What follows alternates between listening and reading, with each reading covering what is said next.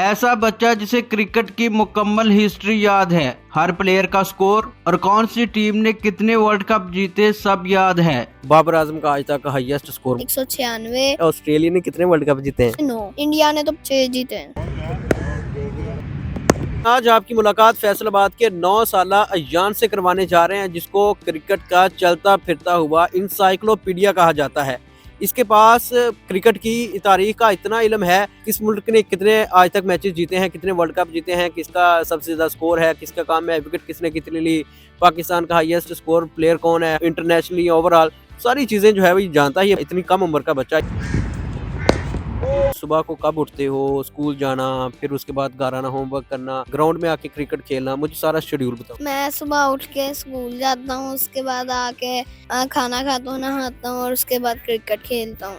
तो ट्यूशन नहीं जाते? ट्यूशन जाता हूँ, उसके बाद फिर घर आता हूँ, टीवी देखता हूँ, फिर सो जाता हूँ। क्रिकेट का शौक कैसे पैदा हुआ और कितना जज्बा है क्रिकेट के बारे में? मुझे क्रिकेट का शौक है। जब पहला मैच पाकिस्तान और इंडिया का हुआ था, जिसके अंदर पाकिस्तान ने इंडिया को 10 विकेटों से हराया था, उस मैच के बाद से मुझे क्रिकेट का बहुत शौक है। पाकिस्तान के जो प्लेयर्स हैं उनमें से सबसे ज्यादा कौन सा प्लेयर पसंद है? बाबर आजम बैटिंग में और बॉलिंग में वसीम। बाबर आजम का आज तक का हाईएस्ट स्कोर मुझे? बाबर आजम का टेस्ट में हाई स्कोर है 196 और ओडीआई में हाई स्कोर है 158 और टी20 में हाई स्कोर है 122।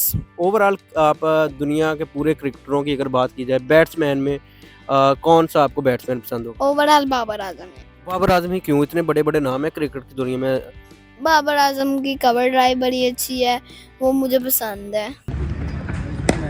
मुझे ये बताओ कि पाकिस्तान ने आज तक कितने जो हैं वो वर्ल्ड कप जीते हैं? 4। एक 1989 में सबसे पहला एक हुआ था नेहरू कप, वो आप में से काफ़ी सारे लोगों को नहीं पता, हुआ था 1989 में।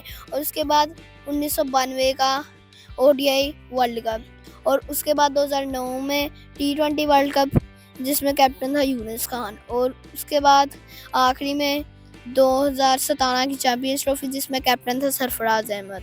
बाबर का आजकल बहुत बुरा हालात चल रहे हैं, यानी कि वो ना परफॉर्म नहीं कर पा रहा और कप्तानी से भी हटा दिया गया, क्या कहना चाहेंगे? इंशाल्लाह वो करेगा। ओडीआई वर्ल्ड कप उसने अच्छा खेला था, 66 रन बनाए थे न्यूजीलैंड के खिलाफ, जब पाकिस्तान को 402 रन का टारगेट मिला था। मौजूदा कैप्टन है रिजवान, उसके बारे में क्या कहना चाहेंगे? बहुत अच्छा कर रहा है, वो भी अच्छा खिलाड़ी है। कैसा परफॉर्म कर? टी20 जो वर्ल्ड कप हुआ था ना 2024 का, उसमें वो जो इसने इंडिया के खिलाफ इतनी स्लो इनिंग खेली थी, बस उसकी वजह से लोग इसे हेट करते हैं।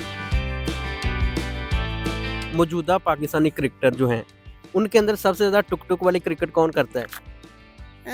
फिलहाल तो कोई भी नहीं। नहीं, ऐसा नहीं है, आपका फेवरेट प्लेयर है, आप जानबूझ के नाम नहीं ले रहे उसका। बाबर आजम इतनी भी टुक टुक नहीं करता, बस शुरू में स्लो खेलता है, बाकी फिर बाद में वो मारते हैं ना, जब वो सेट हो जाते हैं। वो 100 150 बॉल पे 50 बना रहा होता है। 34 गेंदों पे 50 बनाई होती है उसने। अच्छा, तो मुझे ये बताएं कि ऑस्ट्रेलिया ने कितने वर्ल्ड कप जीते हैं? ऑस्ट्रेलिया ने 6 ओडीआई वर्ल्ड कप जीते हैं, 2 चैंपियंस ट्रॉफी, 1 टी20 वर्ल्ड कप, टोटल बने 9 बने। तो इंडिया ने कितने जीते हैं? इंडिया ने तो 6 जीते हैं। कोई पाकिस्तानी ऐसा क्रिकेटर है जिसकी जो है ना वो कोई उसने सेंचुरी ना की हो ओडीआई में और उसका 5000 से ऊपर भी स्कोर हो, वो कौन सा प्लेयर है? मिसबाउल हक, और सिर्फ ओडीआई में। कौन सा पाकिस्तानी क्रिकेटर है जो ऑलराउंडर है, जिसने हाईएस्ट स्कोर भी किया और ज्यादा से ज्यादा विकेटें भी ली?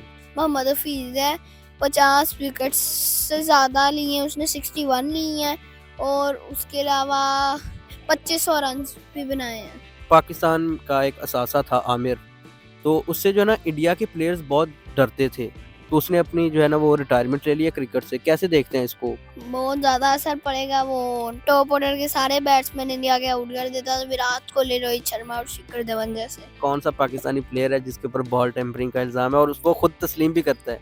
शाहिद अफरीदी। आप चाहेंगे कि फैसलाबाद के अंदर भी मैचेस हों चैंपियन ट्रॉफी के?